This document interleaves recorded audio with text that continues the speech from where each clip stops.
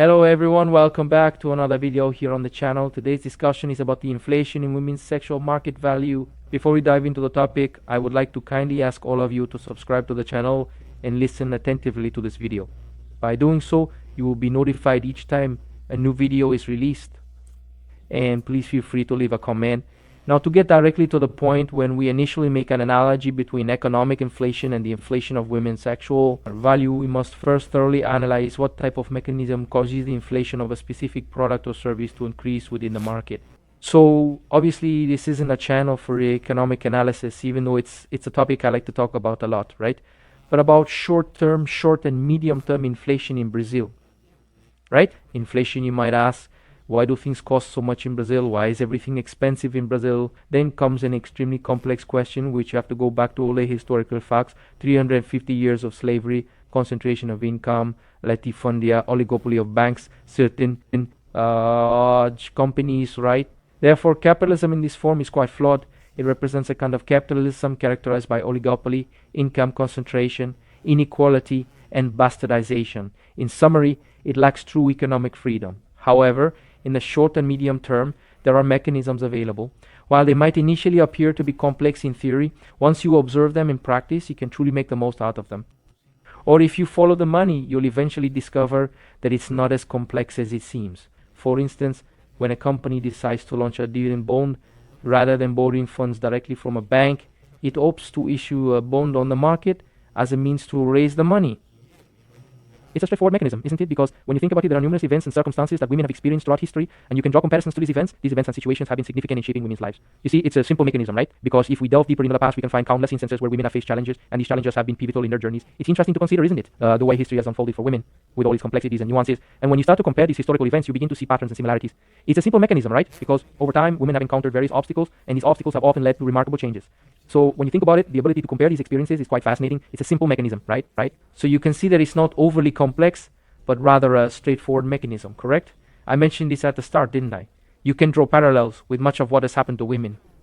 Why is it that the market value of women seems so disconnected from reality these days? In fact, considering inflation, the worst in Brazil seems to be car prices, right? A popular car costs 60,000 reais, and a basic MRV apartment is about 3 to 400,000 reais, making you give your soul to the savings bank to live on the outskirts, right?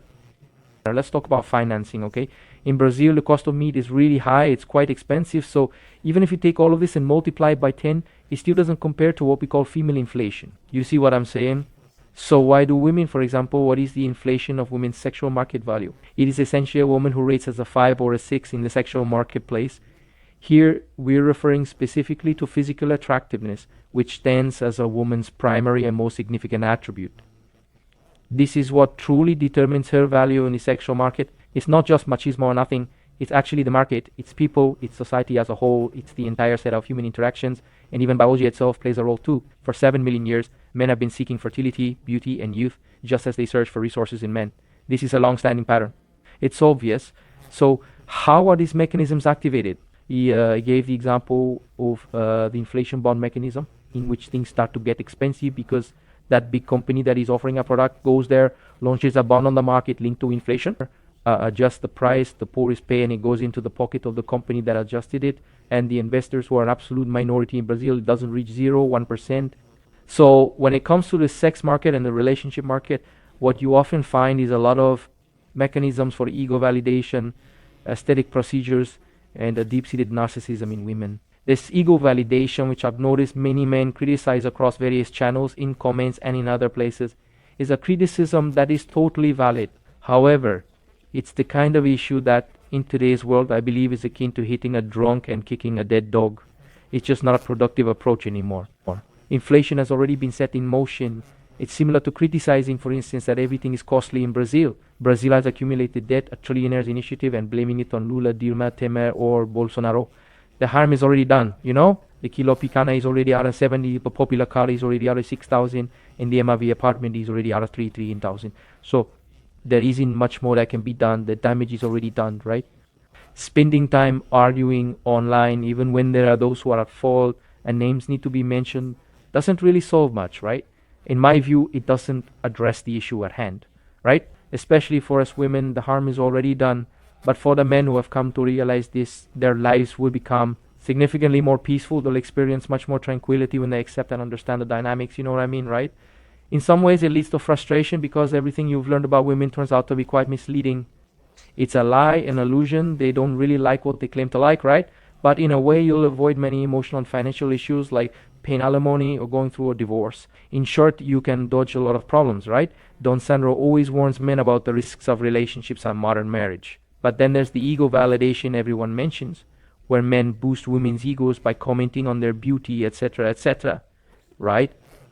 Today, if you look at the profiles of the most famous, most beautiful girls out there, or even those sub-celebrities from country towns, you'll see that guys who are commenting there have a very low sexual value, right? Who are there commenting, validating, and everything. So they're kind of out of the game, right? Those guys that I always talk about here in the videos that women won't accept, these modern women who are experiencing all kinds of emotions, unlike the older women.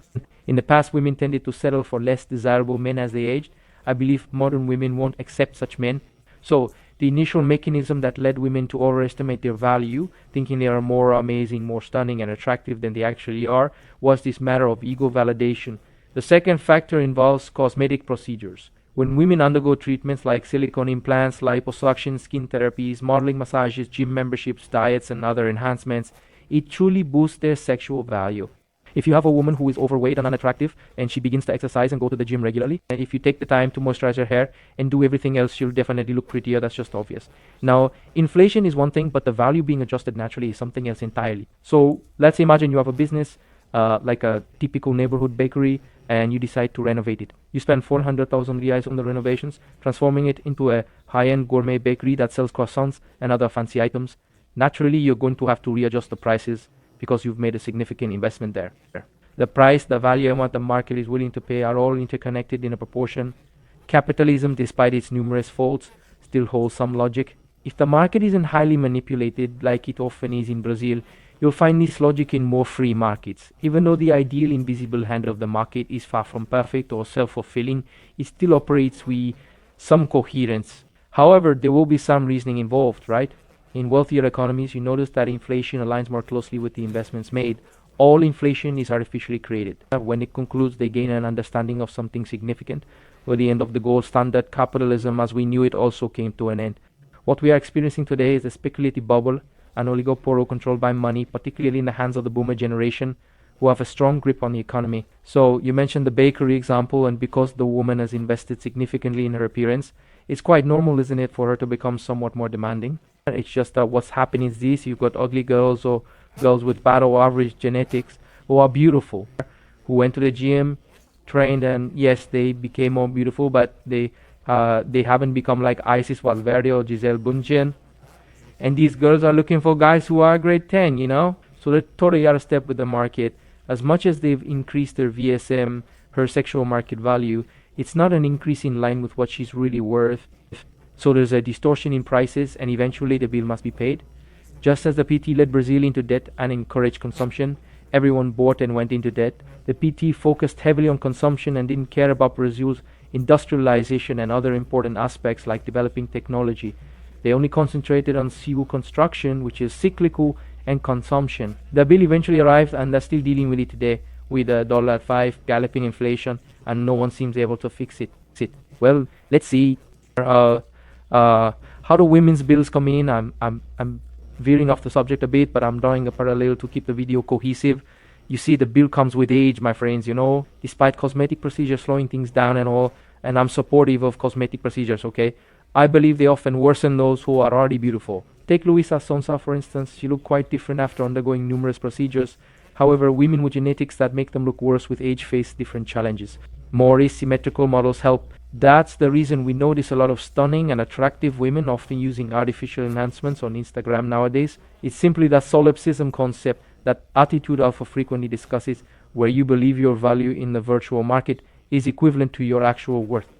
Just because you have 2,000 likes on a photo of your backside doesn't mean you'll find the husband of your dreams, right? Actually, the vast majority of those guys, 100% of them, are either guys you consider beneath you, who you won't pay attention to, or average guys who won't catch your eye, or alpha males who are only interested in sleeping with you and won't ever commit. Do you understand? So if you're a woman and men give you 1,000, 1,500, or even 2,000 likes on a picture of your behind, I absolutely guarantee you among the guys you'll be willing to date, absolutely none of them actually want to date you, all right? It doesn't matter how beautiful you are. As I mentioned in the video I created about why women find themselves stranded and why their egos are so inflated, the video I made discussing stranded balls, today there's a 90 to 95% chance you won't get your dream husband and all that. So you have this concept of ego validation in the video titled Women Won't Have a Happy Ending, which happens to be the last video I produced. You can see this clearly. Ego validation is something that leads to inflation. This inflation in turn is often blamed on the men. It's connected to their aesthetic procedures and narcissistic tendencies. These tendencies are perceived as being ingrained in them from a young age. They're brought up to be spoiled and to believe that they always deserve the best. They are taught that they shouldn't accept anything less than what they perceive as their worth, among many other things. It's just that, what are they actually worth? What is it? What are they truly worth in reality? The woman believes that because she's investing in a mediocre little book about the subtle art of not giving a damn, that's what it is, these mediocre self-help books that make it to the bestseller list. You see 90 to 95% of what they discuss is about people who became wealthy by chance or were born into wealth and then continue to get richer by selling courses and deceiving those less fortunate. After that, they offer a formula that no one else can replicate. It's similar to purchasing a book about Messi and trying to learn how to play soccer all by yourself. Try imitating him to understand. Clearly, you won't manage to do it, correct? So women read this nonsense along with Augusto Cura's books and other similar things, right? In any case, all these books filled with superficial sophistry that they adore, they share it on Instagram and believe that the guys, their sexual market value will rise. Black people will talk, look and say, wow, the pretty lens is smart, I don't know what. Look, I've known quite a few really intellectual girls throughout my life. Girls who wrote beautiful poems in Catalan, those who became doctors in the history of English literature, and boys who had read over 1,000 books, including works of high literature, all before they turned 30. I've met about half a dozen truly intellectual girls, some girls who embraced the genuine conservatism of the Catholic Church during the Middle Ages and absolutely devoured it with enthusiasm. St. Thomas Aquinas and Christian philosophy counted about half a dozen intellectual boys over my lifetime. It's quite a gap, isn't it? As Racon mentions, there are around 5% of women, particularly here in Brazil and globally, who truly reach a very high intellectual level comparable to the most brilliant men. Wouldn't you agree? We estimate that percentage to be about 5%. Therefore, there's a significant difference when you engage in conversation with a truly intellectual girl compared to these attractive girls who constantly post nonsense about books and prepackaged phrases. The gap is substantial. It's something that doesn't even make sense at all. So the girl continues on like this, trying to say, oh, I know how to speak English. Oh, I've traveled. I'm not sure what else. Then you see her. You ask, oh, really, where did you go? Oh, you went to Eastern Europe, but you don't know anything about Balkan culture or the former Soviet Republic. So you just go there to take pictures to post on Instagram, right? Of course, you're going on a trip, you're going to take pictures, but you're in a place with a rich and vast culture, especially once you've been there. Yeah. I was having a conversation with this really attractive girl, and she mentioned she was planning a trip to Portugal. So I asked her if she had plans to visit Fatima, right? She inquired about the reason. She was unaware of the events that took place at Fatima, and she mentioned that she considered herself a devout Christian, very Catholic indeed, and yet she had no idea what transpired at Fatima. And so the lack of cultural knowledge among women is quite common, all right, not to imply that men are exemplary in all aspects, as Brazilian men are quite remarkable, intellectuals and all that. We're not suggesting that men are like Aristotle or anything of the sort. It's just that men, at the very least, don't pretend to be knowledgeable, Men act ridiculous when they are poor but pretend to be rich, common in Brazil. They know they're in debt but act wealthy. Women, however, care about more than looks. I'm not just a pretty face or a contact. Don't only seek me for sex. Then comes a super alpha, a millionaire doctor, a footballer, an heir. They'll even go so far as to lick a guy's ass. He asks them to do it. So it's something that is truly disgusting, and there's really no other word to describe this inflation that women have triggered, which the men's market has induced in them through ego validation. They've also caused it in themselves through aesthetic procedures. Please note, I'm not making any moral judgment here. I've already mentioned that I support aesthetic procedures. I'm not here to discuss the moral judgment of anything, simply explaining that the market is inflated and women are overestimating their worth. Many average girls like grade 5 or 7 believe they're like Megan Fox. They think they're amazing. Those who are already beautiful, those truly gorgeous girls, see themselves as demigoddesses. Where will this lead? There's only one outcome, the downfall of the deluded. This situation can't be resolved. So this distortion of reality, it eventually catches up with you, and the bill arrives as you get older. Then from around the age of 30, people often start returning to platforms like Tinder or even turning towards the evangelical church. It's become such a snowballing trend, and now many women who have lived quite freely are heading to these churches seeking redemption. They want to proclaim that they're conservative, right? And what else? They begin to adopt pets, and it seems to mark the beginning of late romanticism, don't you think? That's what companionship truly embodies. It begins with a gentle business, correct? It gradually distances itself from the intense emotions characteristic of youth, wouldn't you agree? Therefore, the cost of women's inflation is essentially time. For the economy, we're currently facing the consequences of years of economic damage in Brazil, largely due to the credit boom under the PT government, which led to public debt from subsidized cheap credit. Today, nearly 70 million Brazilians are on Serasa. For women, they're actively participating in the market. For example, the Gureka is a 6 and the market says you're a 6, you have to. According to the logic of hypergamy, if you want to play the game acceptably, you should marry a guy who is at most a 7. I don't understand, alright? It's our usual saying. A woman marries up from hypergamy to a 1-5, okay. Now, if you're a 6, you're attractive, but on Instagram, you're just an average girl. If your desire is to have a super heir, you're stepping out of line. And even if you're extremely handsome and wish for a super heir as well, you're still missing out because you reside in Brazil. However, if you are living in countries like Denmark, Norway, or Canada, or perhaps in the state of Massachusetts, those places that are very wealthy, then maybe you'd stand a chance of obtaining an heir. But then, there are so few wealthy single men in Brazil compared to the numerous beautiful women that it doesn't even favor the very pretty ones. So just imagine how it is for the average ones. This distortion of reality is something that the market doesn't forgive, and time doesn't forgive either. It's given the chronos and it will end up punishing nearly all of them, as I mentioned in the previous video, because they won't experience the happy ending that only 1 to 5% might get. Yet, there will still be some happy endings because randomness can be an impressive factor. However, generally speaking, this kind of inflation is completely unreasonable. So, when you have a woman who is 25 years old today and you are offering a vacuum to a group of guys who are slightly above your level with the hope that something better will eventually come your way, I sympathize with you. The chances are quite high that you might end up as a depressed and anxious pet mom sharing small blogger quotes about resilience, gratitude, and self-love while claiming that everything is fine. Everything happens in its own time as you wait for plans to come together. And I must say, God's timing in that situation is remarkable. My compliments to you because you truly find yourself in a difficult predicament. Hugs. See you soon.